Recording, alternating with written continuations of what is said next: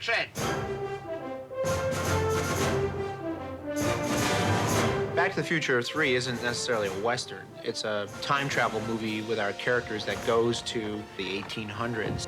So we'll have horses and guns and shootouts and steam trains and all that stuff. But it's the West seen through the eyes of a kid from the 80s. What's your name, dude?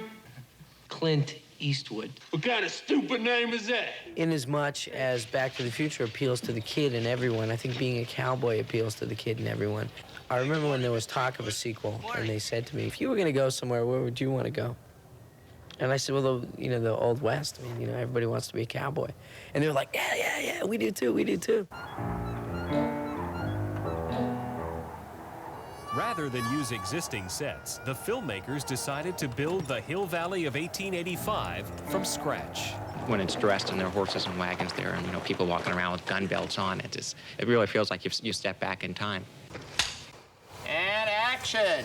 They just don't build sets like this. It was so incredibly detailed and thorough and well thought out that it was an incredible thrill to actually hear, like rolling, action, and like stepping out in the street with my 6-shooter, And it was pretty wild. Just tell me one thing. Where did you learn to shoot like that? 7-Eleven. Okay, let's shoot. The launching pad for Marty's voyage to the past was the Pohatchie Drive-In. The scene required the filmmakers to shoot on location in Monument Valley. When our hero goes back to the 1880s, the first image that the audience has to see is one that's immediately recognizable, that they go, oh yes, we're in the West. And that had to be Monument Valley. And action! Doc, if I drive straight towards the screen, I'm gonna crash into those Indians. Marty, you're not thinking fourth-dimensionally.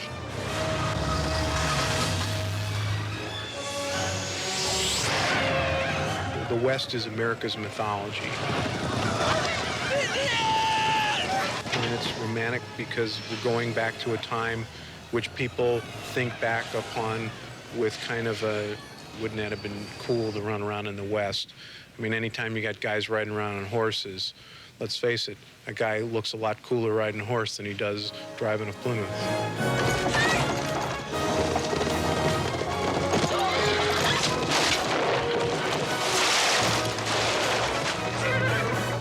I'm proud at your service, Miss Clayton.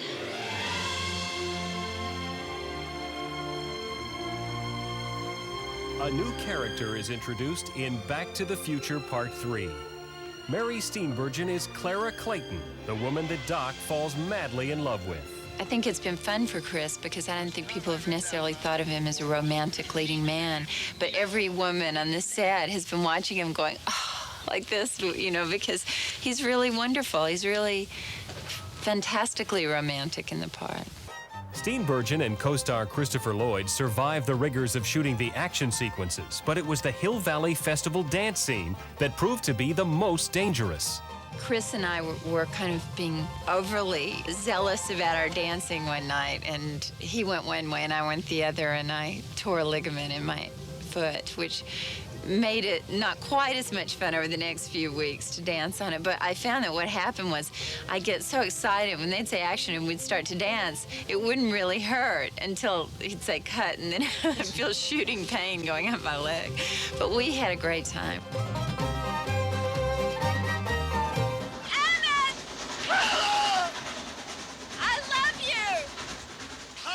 For Steenburgen, Back to the Future Part 3 was more than just a love story. The last third of the film, I feel like a female Indiana Jones, I loved it. It's really physical and really full of action, and it was one of the reasons why I wanted to do it, because I haven't really done that. The goal of director Zemeckis was to create a spectacular climax to the film. To stage the scene, he would have to coordinate the actors, a live steam train, pyrotechnics and special effects, and countless technicians. I'll say, Doc, come in. He'll listen to his walkie-talkie, and he'll lift it up. I'll say, we're going at 25 miles an hour. Cruising at a steady 25 miles an hour, Doc. Okay, Marty, I'm coming aboard. Takes off his hat, smoke's going all this time, climbs out, walks along.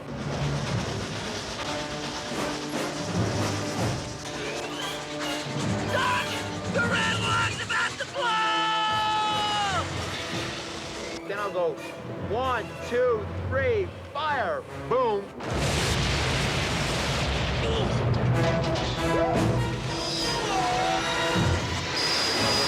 I don't know if part 3 was especially more physically demanding than part 2. It just seemed like there was something new every day. Just running and jumping and falling and being dragged. And then also a lot of stuff on the train, running along the tops of the train. I guess the major physical aspect of part 3 was the riding.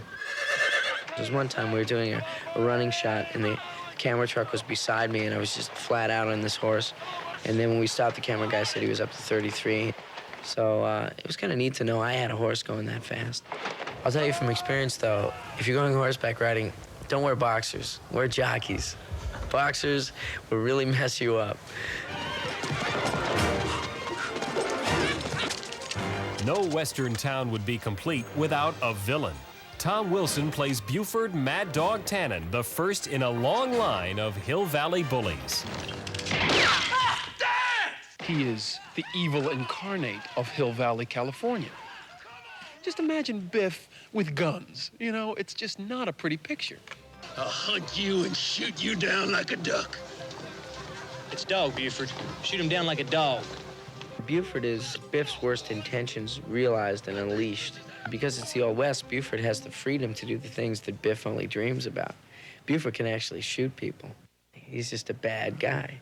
Ain't you gonna introduce me to the lady? I'd like a dance. I wouldn't give you the pleasure. You'll just have to go ahead and shoot. This is not a documentary about what it was like to live in California in 1885. This is about, like, the West, good guys and bad guys. Check your problems at the door and sit down and have a good time. And if you like it, you know, go 3 or 4 or 5 more times.